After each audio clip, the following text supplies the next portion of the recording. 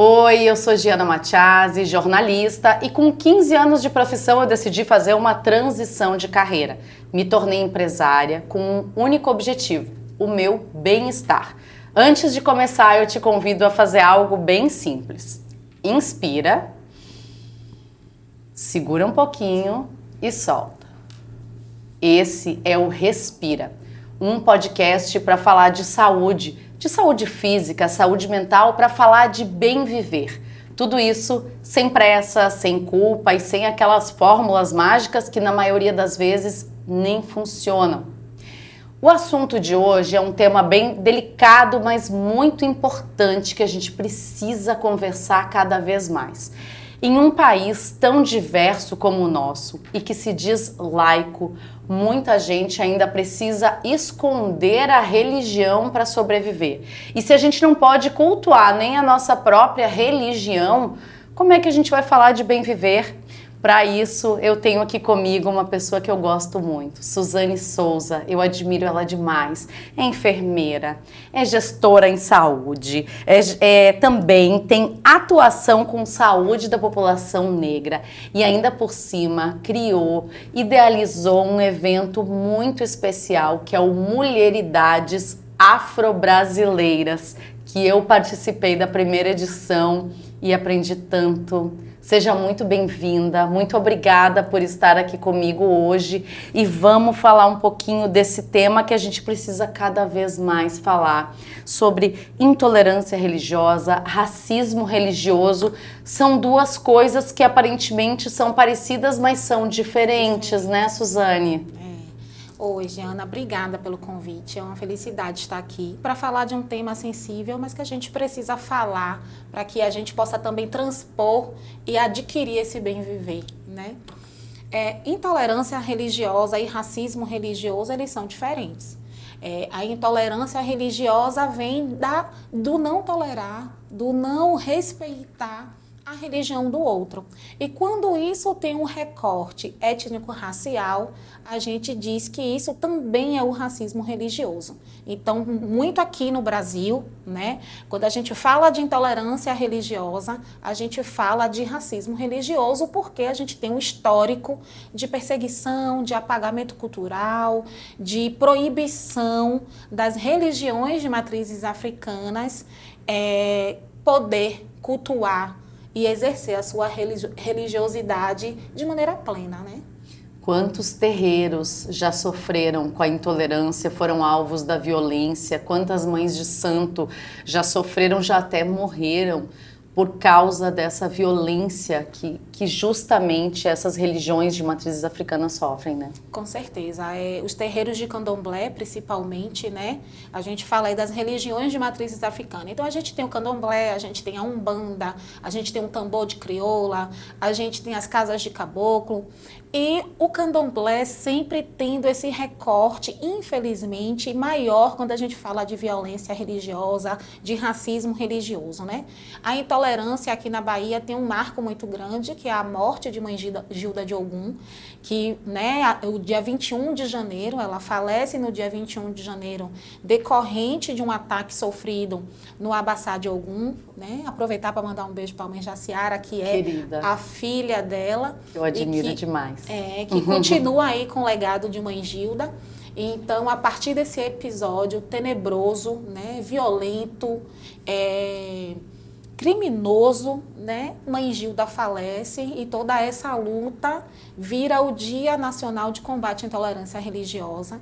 Mas assim como o terreiro Abaçá de Ogum, que fica em Itapuã, muitos outros terreiros, eles são invadidos, eles são depedrados, eles são marcados o muro com sinais cristãos, né, ou evangélicos.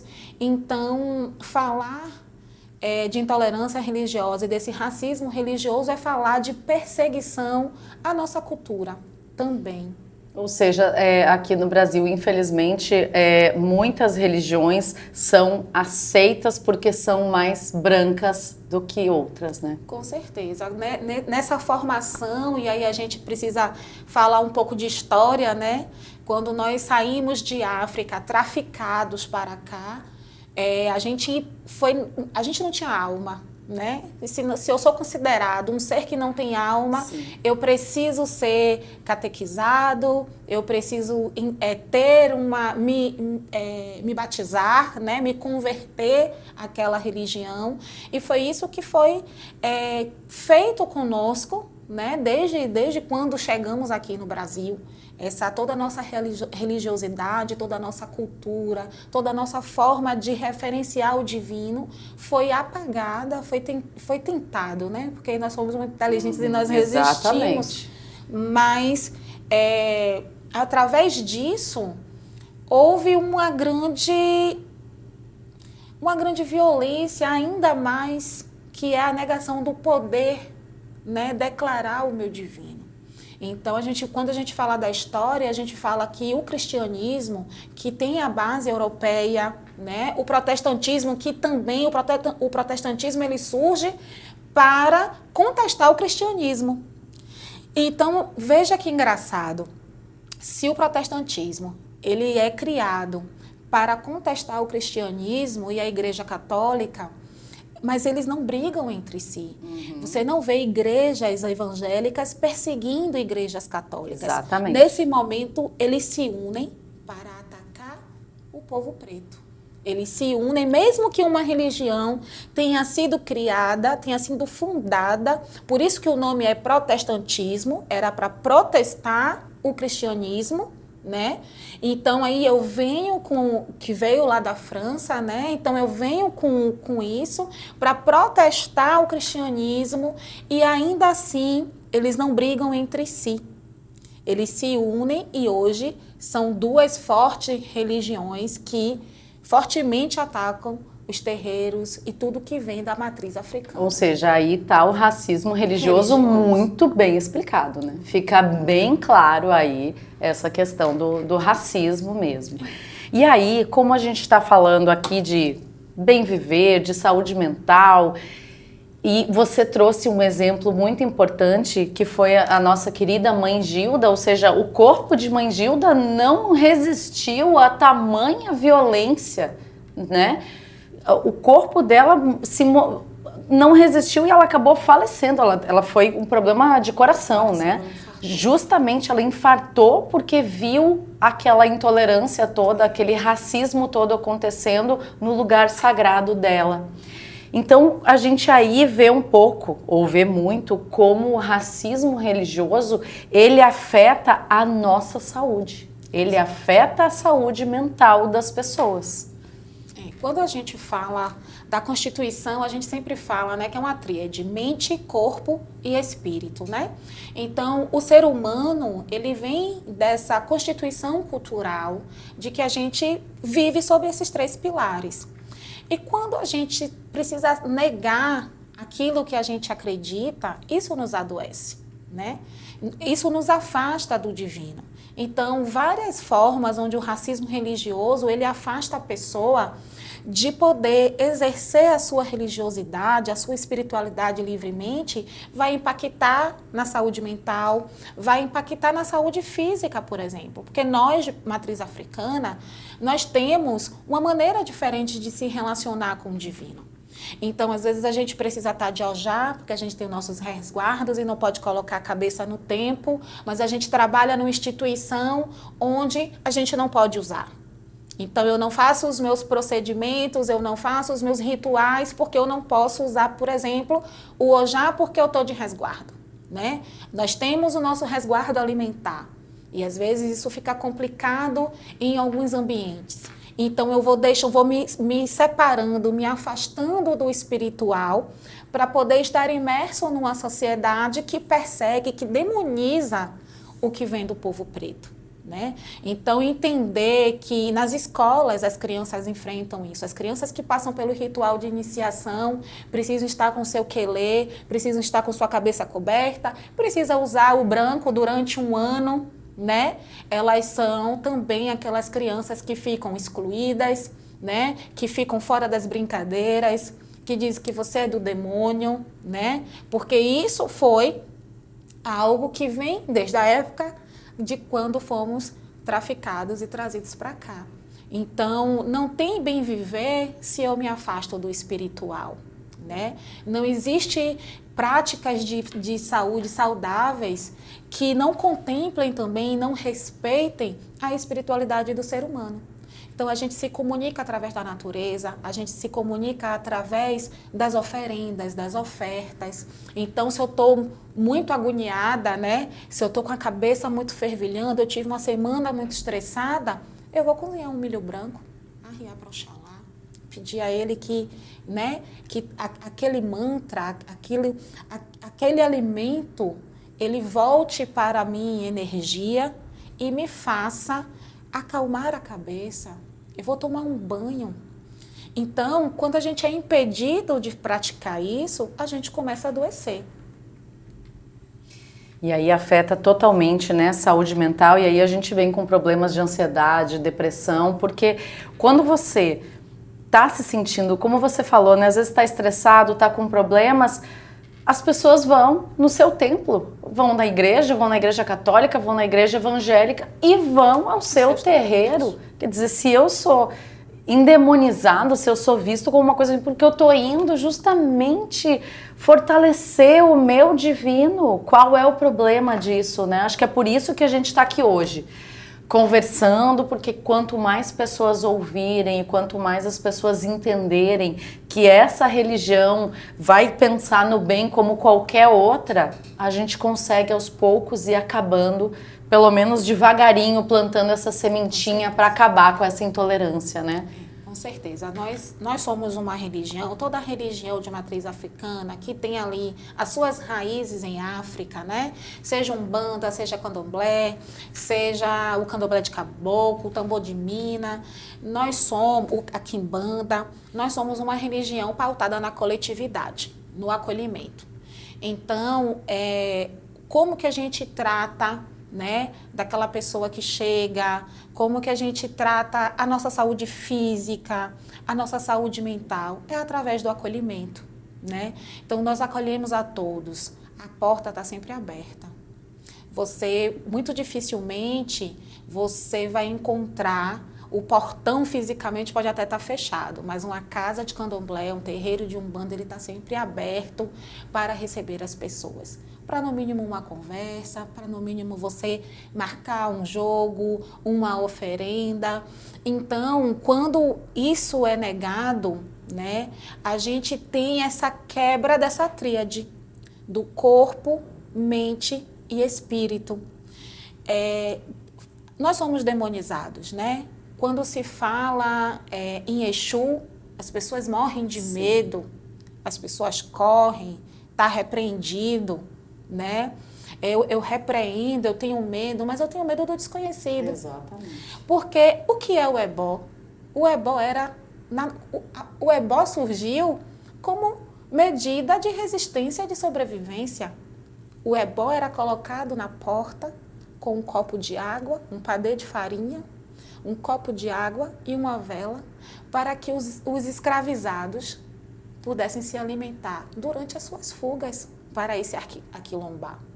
Então, a vela era para que evitasse de que os animais se aproximassem para comer aquilo que estava colocado ali naquela porta, naquela rota, né? Então, o ebó, na verdade, é a maneira da gente resistir, de dar força. Eu te dou força para você continuar no seu caminho. Eu te dou força para você lutar pela sua liberdade. Que mal há nisso. São só coisas boas. Não é? Então, assim, os católicos acendem vela, tem lá as suas imagens, né? Os evangélicos, eles fazem a Santa Ceia, eles comem um pão representando o corpo de Cristo, tomam um suco de uva ou vinho, enfim, porque toda religião, ela tem os seus dogmas, os seus rituais. Com certeza. E está tudo bem. E como nós somos pautados na coletividade, a gente aprende desde muito cedo a respeitar o outro. Você não vê terreiro de candomblé, ou uma pessoa de candomblé, uma pessoa de axé, uma pessoa umbandista entrar na igreja para difamar, jamais, para depedrar. Você não vê isso acontecer. Nós podemos. Hoje já começa um movimento que eu acho muito legal, e isso é um movimento muito do Sul, em São Paulo, que nos metrôs, nos trens, né, já tem algumas pessoas que começam a cantar para Exu. Porque as pessoas entram num vagão e acham que tem a liberdade de impor a sua religião Exatamente. para as outras pessoas. Então, é lendo um versículo da Bíblia, é cantando uma música evangélica. É verdade. E a gente ali, por essa formação de perseguição, parecendo até que a gente está fazendo errado, escondidinho, calado. Então, essa juventude que vem renovando os terreiros, né? Vem com esse empoderamento. Felizmente, né? Felizmente, dizer o sino da igrejinha faz belém, blém, blom. De meia-noite o galo já cantou, né? Seu tranca-rua que é o dono da gira. Pra gente é oração. Eu tô ali também orando, pedindo proteção. Sim. Do meu guardião. Aliás, eu participo sempre da limpeza espiritual do Kumoa, que é um centro de Umbanda, e essa limpeza espiritual acontece em dezembro e reúne milhares de pessoas. Que já foi a minha casa. E fica todo mundo cantando, é a coisa mais linda. É um bem-estar tão grande, você tá ali com os pés na areia, Sim. com a luz da lua, e ouvindo aqueles cânticos todos, né, a gira ali acontecendo, é uma coisa tão maravilhosa que é uma pena que as pessoas tenham tanto medo, porque é o contrário. Ali você está fazendo uma limpeza, você está pedindo o bem, você está só emanando boas energias, né? Não há nada de negativo, muito pelo contrário.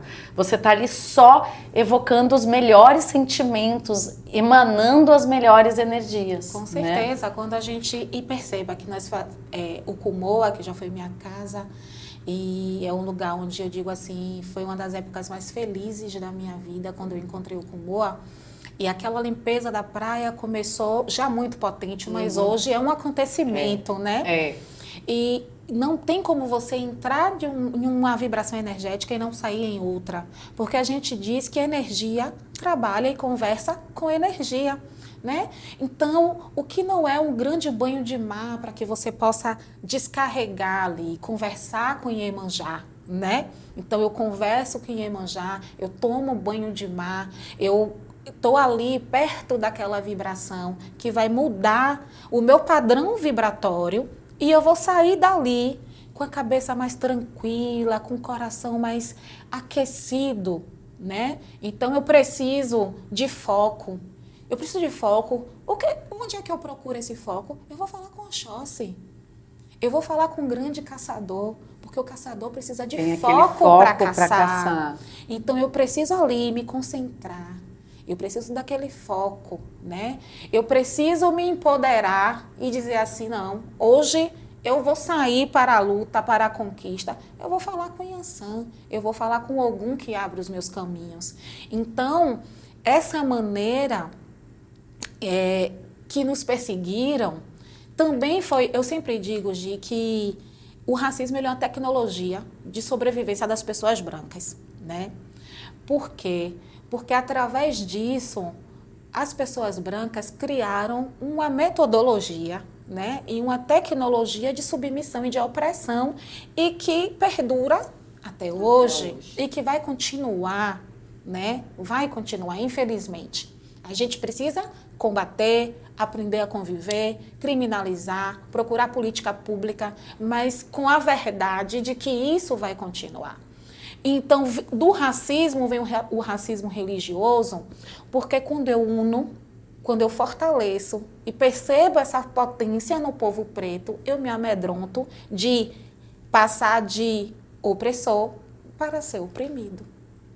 Então, acho que daí vem o início de toda essa perseguição, entende? É muito importante a gente falar disso e é muito complicado porque a gente se dá conta de tantos lugares que ainda precisam acontecer mudanças.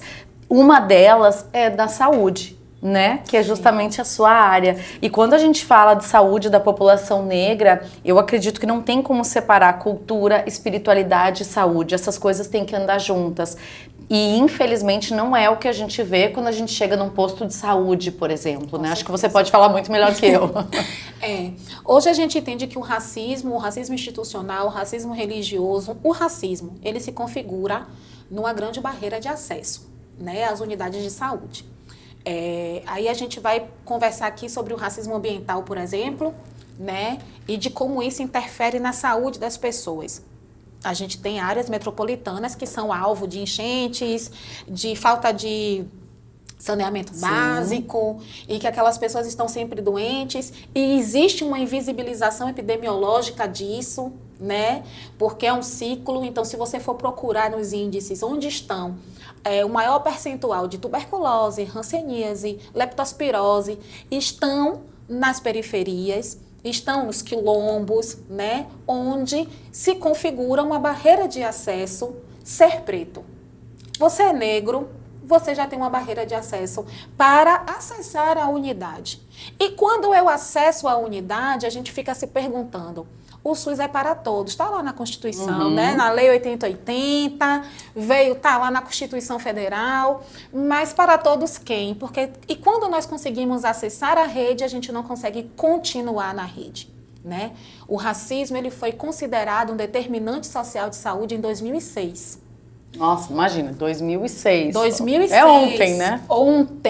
Ontem. Então, em 2006 foi considerado um determinante social de saúde. A partir daí foi pensado pelo Ministério da Saúde políticas para combate do racismo dentro da saúde. Aí tem a Política Nacional de Saúde da População Negra, que é de 2009. E pasme, hoje apenas no Brasil temos apenas 3 municípios com lei que fala sobre a política municipal de saúde integral da população negra. Em 17 anos que foi instituído, você só conseguiu até agora em 3 municípios. 3 municípios. Um dos municípios é Lauro de Freitas, que é o município em que eu atuo, onde eu escrevi, eu sou a mentora intelectual dessa lei. Rio de Janeiro e Rio Grande, Feira de Santana. Então, Rio Grande do Sul não tem uma lei, tem uma portaria, se não me engano. Mas está nesse momento de construção da lei. Então, assim, vem aí alguns movimentos dentro da saúde para fazer realmente institucionalizar essas leis, essas políticas e implementá-las, né? Porque a gente entende que as campanhas ministeriais não dão conta das pessoas negras nesse país. Eu costumo dizer que a campanha ministerial é muito legal, mas ela não chega lá na minha periferia, nem no meu quilombo, nem dentro do meu terreiro. Porque o outubro é rosa, mas a taxa é preta. Porque as mulheres que sofrem, que morrem com câncer de mama, são as mulheres negras, que têm menos acesso para fazer o seu exame de rastreamento, né? O novembro é azul, mas a taxa é preta. Porque quem é que morre de câncer de próstata? Qual é o perfil epidemiológico e racial desses homens que morrem de câncer de próstata? São os homens negros, que trabalham ali com trabalho informal, que estão ali na periferia, que nunca sequer tem homens que chegam aos 20, 30 anos e que nunca fizeram nenhum tipo de exame. Isso é real. Isso está no nosso dia a dia, né? Aí a gente fala de Setembro Amarelo. É o mês da saúde mental. Mas a saúde mental feita para quem? Porque o maior índice de autoextermínio são de homens pretos, homens jovens pretos, né? A gente tem recentemente aí o psicólogo, né, psicoterapeuta, que após um episódio de racismo que sofreu no carnaval, acabou, infelizmente, se suicidando. Então, o racismo mata. O racismo mata. Porque aquela ialorixá que precisa tirar a sua conta para ser atendida, ela não quer mais voltar naquela unidade. E se ela não volta na unidade, ela não faz o seu exame, ela não faz a sua consulta. Ou ela faz o exame e nunca mais volta para buscar. Então, é por isso que a gente precisa levar a saúde para dentro das comunidades, para dentro dos terreiros, né? Então, eu também tenho esse projeto chamado Certifica Axé, que a gente usa o que a gente já tem, porque a gente precisa ter muito inteligente, né? Porque quando é para preto, a verba é pouca, não tem orçamento. Então, a gente precisa ser inteligente. Então, a gente pega as unidades de saúde que estão ali próximas àquelas áreas, faz uma campanha, um mutirão para fazer um atendimento descentralizado dentro dos terreiros. Porque muitas ialorixás, muitos babalorixás, muitas pessoas de comunidade de terreiro, eles não saem daquela comunidade de onde se sentem seguros para acessar um serviço onde eles sabem que vai ser marginalizado, vai ser violentado. Quer dizer, o que você está me falando é que desde a época da escravização, quando os negros foram traficados para o Brasil, as coisas continuam acontecendo do mesmo jeito. Porque naquela época eles tinham que esconder a sua fé, a sua crença nos símbolos católicos. E hoje precisam desenvolver também estratégias para poder, por exemplo, cuidar da saúde. Isso. Eu sempre falo, eu tenho uma crítica, porque quando a gente fala de sincretismo, né, e as pessoas, porque eu venho para a Bahia e quando eu chego na Bahia, as pessoas estão de fora, né, sim, os turistas, sim. E a gente vê esse sincretismo, Essa isso é coisa tudo muito linda. Não, eu tive que esconder Iansã atrás de Santa Bárbara. Elas não estão do lado, elas não, né? Elas não estão juntas de mãos dadas. Não é a mesma coisa. Eu tive, para poder cultuar a minha Iansã, eu tive que esconder ela atrás de Santa achar alguma similaridade ali, né? Então, e na verdade tem muitas histórias que não tem nada a ver. Nada a ver. Como eu digo de Iansã e Santa Bárbara, porque realmente... Sim, porque tá no nosso, né? Todo mundo sabe que aqui é o forte. O Itã de Iansã, né? Aquela guerreira, mãe de 9 filhos. Sim. Santa Bárbara, uma europeia, uma mulher, né, brava, que lutou para ter o direito da de sua exercer sua fé, uhum. né? Lutou aí contra o seu pai e tudo. Mas as histórias delas são totalmente completamente diferentes. E a gente precisou usar essa tecnologia, a gente precisou se dobrar a isso para poder minimamente cultuar os nossos ancestrais, os nossos orixás. Então, esse sincretismo que brilha aos olhos de muitos, não tem na nada verdade, de romântico. é violência. É violência pura. E a gente continua articulando e precisando ser inteligentes na arte de resistir e procurar mecanismos fora dos padrões para continuar sobrevivendo. É que é isso, o ser inteligente é maravilhoso, é muito bom, mas eu quero usar a minha inteligência para as coisas que eu quero e não porque eu sou obrigada a esconder a minha fé, não porque eu sou obrigada a fingir uma outra pessoa para eu poder ter direito ao atendimento no posto de saúde ou seja lá onde for, né? Esse é o problema. O ser inteligente é incrível, que bom, que ótimo, você é inteligente, então você tem que usar a sua inteligência para o que você quer e não para o que te impõe. Esse é o problema. Esse né? é o problema. E a gente vê que isso é tão cansativo. Isso, é isso que eu ia dizer, porque é desgastante. De alerta, né? É o tempo inteiro em estado de alerta, né? Eu tô ou eu não tô, porque ainda existe isso, infelizmente. Eu tô ou eu não tô passando por um episódio de racismo agora, nesse momento, quando alguma coisa nos atravessa, Sim. né? Como você trabalha a saúde mental de um adolescente que você tem que dizer, leve o documento, não corra. Se você vê uma viatura, não corra. Apresente seu documento. Sua mochila está organizada. Olha, então, imagina você educar uma criança em cima dessa pressão, né?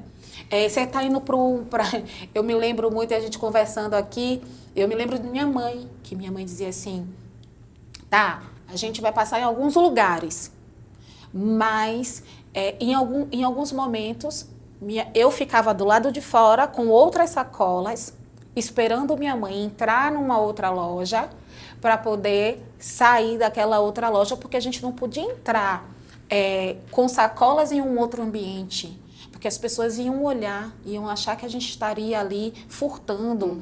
Então, e isso minha mãe fazia, não porque ela fazia para me proteger, Claro. para que eu não passasse por nenhum tipo de constrangimento. E como isso fica enraizado na gente, que até hoje eu entro com o mínimo de coisas em qualquer loja. Para não passar por qualquer situação. Então eu vou me blindar. Então a gente precisa falar que como é que um jovem que é perseguido no shopping, né? Como é que fica a saúde mental dele depois desse episódio de racismo, né? Como uma menina, né, fica bem quando ela vê que ela nunca é priorizada em algumas dinâmicas da escola, ela nunca vai ser a escolhida como a mais bonita, né?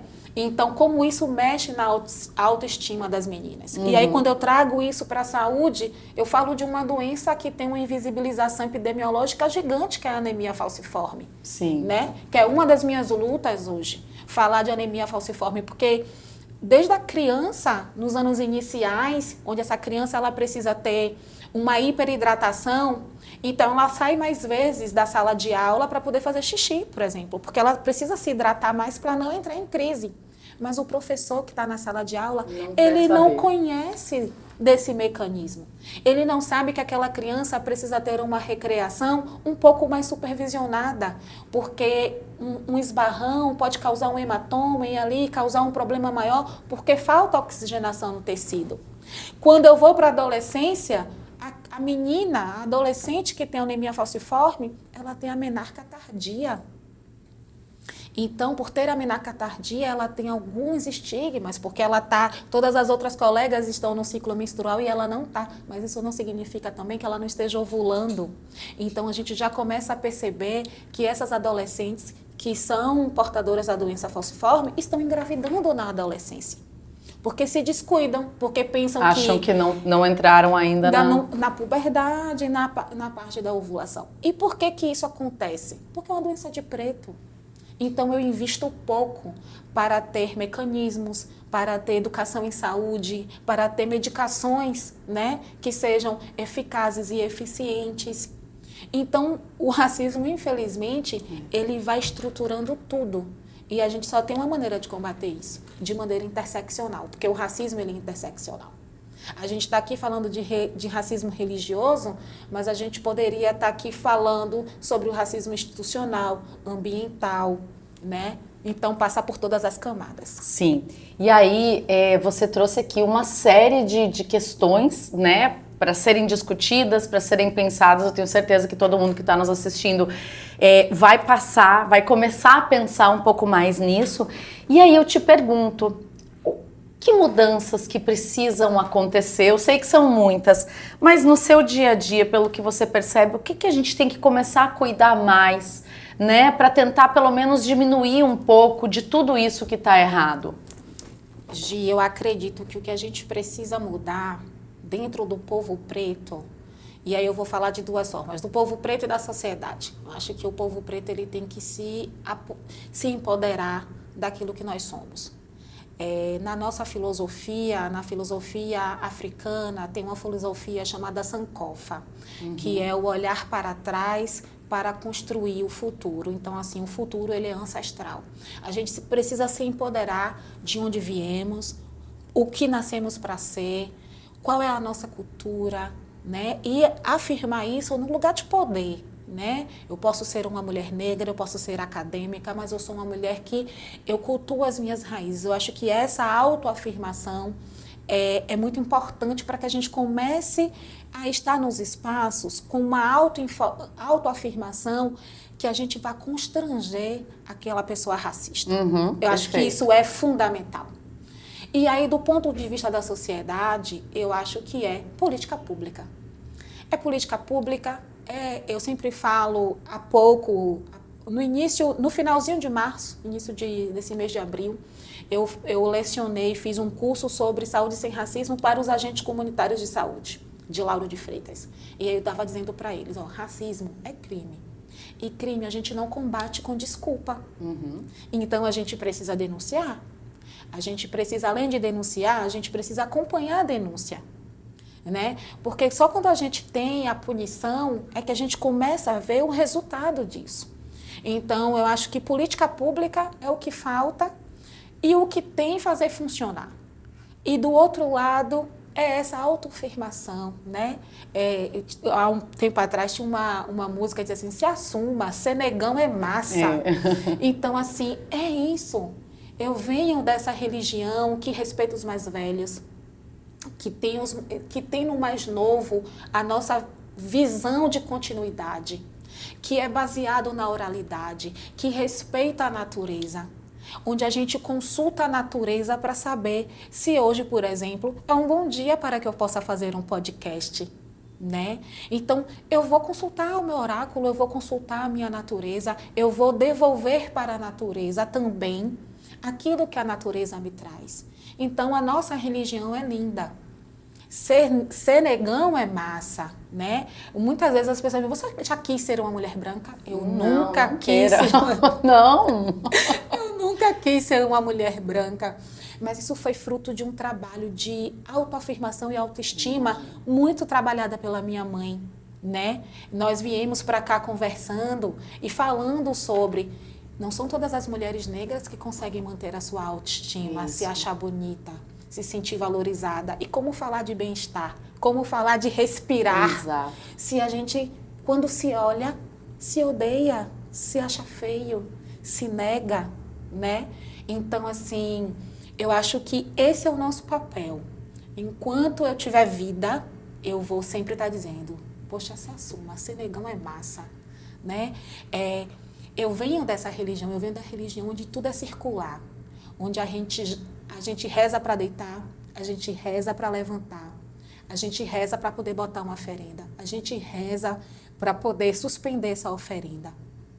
A gente reza porque a gente está feliz, a gente reza porque a gente está triste, a gente reza porque a gente perde alguém, né? A gente reza no nosso luto, a gente reza porque alguém nasce.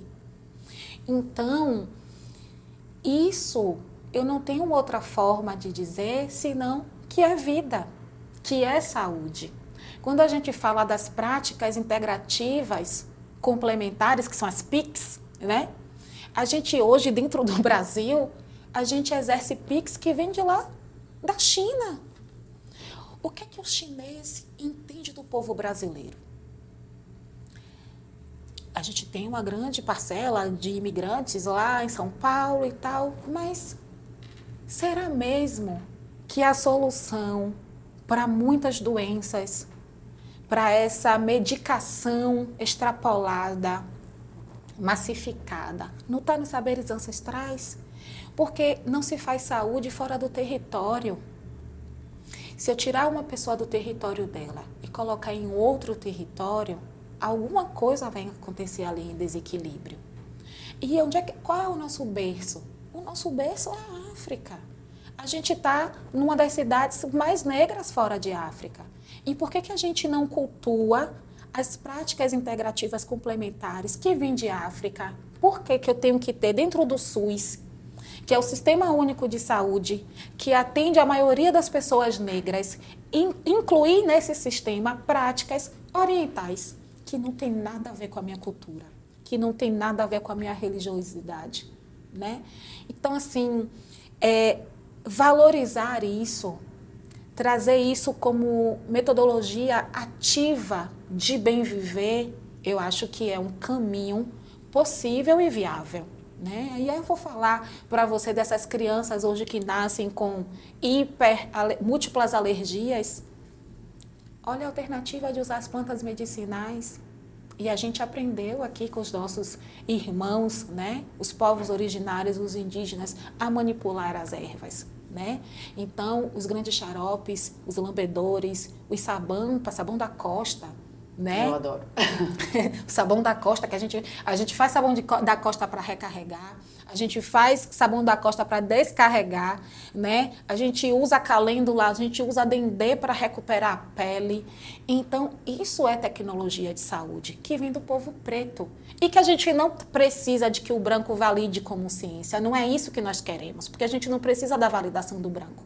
A gente quer, sim, o reconhecimento de que isso é saúde. De que quando uma pessoa entra perdida dentro de um terreiro de candomblé, dentro de um terreiro de umbanda, ela sai renovada. Quando a gente arria um milho branco, quando a gente bota um copo de água e uma vela e reza. Reza para o Auri, né? Reza para Oxalá. Então, a gente quer esse reconhecimento. A gente não quer que essas práticas distantes sejam as práticas que vão complementar a minha saúde. Nem sei, se você me perguntar muito bem como de verdade essas práticas efetivamente agem no nosso corpo, não vai ter tanta diferença assim. Porque são práticas usadas e difundidas lá na China, no Japão, né? Mas a gente tem a África como referência de cuidado. No meu caminho da docência, eu sempre falo para os meus alunos, não existe hospital. Vocês nasceram existindo hospital, mas hospital não sempre existiu. Então, o que é que tinha direito a entrar nos hospitais? As pessoas brancas, os homens brancos. Porque a gente precisa também falar de recorte de gênero. Claro. Os homens brancos tinham direito a acessar aqueles espaços que depois viraram hospitais. Depois disso, as mulheres brancas, ou as mulheres que ficaram viúvas e que não tinham ninguém para cuidar, ou aqueles homens que ficaram viúvos e estavam sozinhos, né? Não tinham uma mulher para cuidar, porque foi dado esse lugar social para a gente, né? Então, eles iam para essas casas de acolhimento que tinham muito cunho religioso. Então, por isso que a gente tem as casas de misericórdia, né? Essas grandes, hoje viraram grandes empresas, mas que começou com esse cunho também religioso. Onde estava o homem preto e a mulher preta? Quem que cuidava deles? Quem que cuidava desse povo? Era o orixá, era o molu, era a rezadeira, que fazia a erva, que curava com planta. Olha, a gente não tinha muita expectativa de vida, mas a vida que a gente tinha era tratada com a medicina que veio de África, com essa prática ancestral, porque a gente não tinha acesso. Quando que um homem negro, escravizado, ia pensar em acessar uma casa de misericórdia para ser tratado, para ser cuidado, para ser alimentado? Então não existia isso. Mas essas pessoas sempre fizeram saúde e precisavam restabelecer a sua saúde, não é verdade?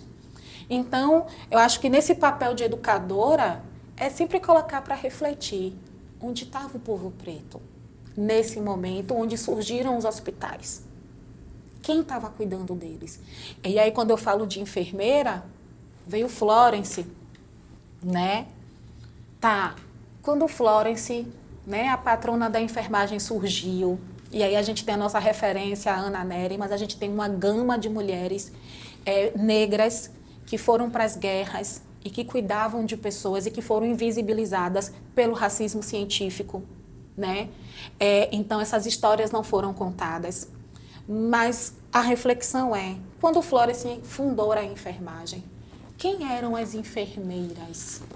Eram as mulheres brancas, porque aqui na UFBA, para eu poder entrar naquela época, né, quando surgiu a escola de enfermagem, precisava de uma carta, você precisava ser branca e cristã para estudar a enfermagem. Em Minas Gerais também era assim, você tinha que ter uma carta, uma declaração da igreja de que você era cristã, que você era católica, né, e você tinha que ser branca para você entrar para fazer enfermagem, para cuidar de pessoas.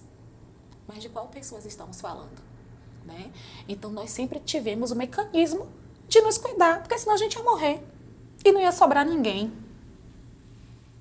Então, a gente se virava. Então, como é que cuida? É planta do quê? E aí a gente teve essa diáspora. Aí a mesma planta que tem em África não era. Não. Muitas sementes foram trazidas, né? E aí a gente começou a cultuar, a gente se une ao povo originário para entender como tratar dessas ervas que não eram as ervas que estavam lá em África. E aí começa a nossa tecnologia de bem viver e de sobreviver e de restaurar a nossa saúde. Perfeito. É impressionante isso e é uma aula, por isso que quando você falou comigo, eu tive certeza que você tinha que vir aqui para o nosso podcast, porque são muitas coisas para se falar, né? A gente poderia passar o dia inteiro aqui falando. Eu gostei de tudo que você falou, assim, tantas coisas a gente pensa, reflete, e eu acho que é justamente isso. Esse é o nosso dever, esse é o seu papel, é o meu papel, e não à toa a gente está aqui hoje, né? Por isso que nós duas nos conectamos de alguma forma, né? Então é muito bom ter você aqui. Eu tenho certeza que quem assistir a esse podcast vai ter muito aprendizado e vai ter muito com o que pensar. Por isso eu te agradeço imensamente Quero dizer que eu te admiro demais, acho você assim uma mulher sensacional. Eu não te conhecia, nós fomos nos conhecer, né, no evento mesmo, no Mulheridades, e eu fiquei muito admirada com tudo que você construiu, né, com tudo que você conseguiu fazer, né, uma mulher ali, né, conseguiu fazer um evento tão grande, tão potente, que eu faço votos que ele cada vez mais cresça, né, porque precisa que cada vez mais ele seja visto, para que no futuro a gente possa discutir outras coisas e não voltar a falar de racismo, de intolerância religiosa, né? Porque as pessoas precisam conhecer. Você falou aqui de tanta coisa bonita, do cuidar da terra, você falou de valorizar os nossos ancestrais, você falou de cuidar da nossa natureza. Puxa, a gente está o tempo todo falando, né, dos efeitos climáticos, a gente está o tempo todo falando da devastação, a gente está o tempo todo falando da nossa Amazônia que é destruída, das nossas florestas que são destruídas, e quando você vai lá pegar as religiões de matrizes africanas, você vê o candomblé, você vê a Umbanda, e são sempre de cuidar da natureza. Você nunca entra num terreiro que não é tomado de verde, né? Então, assim, enquanto a gente tem aí um monte de homens brancos devastando tudo e fazendo guerras, você tem o povo preto do axé plantando, né? Cuidando da natureza, cuidando dos nossos rios, dos nossos mananciais, cuidando do nosso mar, das nossas praias. Então, se alguém aqui precisa aprender, sim, é o povo branco, né? São os brancos que precisam aprender e ter toda essa sabedoria dos pretos. Então eu te agradeço muito por ter vindo aqui. Vamos combinar outras vezes, né? Vamos sim. Muito obrigada mesmo, meu amor. E olha, eu tenho certeza que você que está nos assistindo tem muita coisa boa que você pôde acompanhar nesse podcast. Então faz um favor para mim, envia para os seus amigos, para todo mundo que você acha que precisa ouvir esse episódio. Antes de terminar, eu convido você para ver como é que tá a sua respiração agora. Faz o seguinte, vai lá fora, de repente pisa na grama ou pisa na areia, toma um banho de mar, para dar uma reativada, se reconectar com a natureza, porque isso também é bem-estar e a gente precisa muito disso para viver bem. Fica bem e até o nosso próximo episódio.